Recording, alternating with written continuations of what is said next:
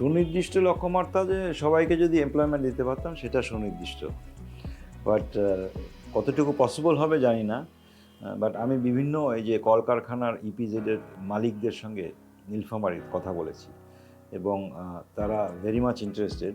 আমি একটা প্রোগ্রাম করছিলাম ডোমারে, তারুণ্যের চোখে ডোমার, সেখানে তাদেরকে নিয়ে আসছিলাম। হংকংয়ের সবচেয়ে বড় উদ্যোক্তা যে, সে নীলফামারীতে প্রায় 45,000 ওয়ার্কার আছে তার এককভাবে। তো তাকে নিয়ে আসলে সে বলছিল যে, আমি বলছিলাম যে আপনার কী ফ্যাসিলিটি প্রয়োজন আপনি বলেন, আপনি are you ready to expand. সে বলছে তুমি আমাকে জমি দাও, আমি এক্সপ্যান্ড করব।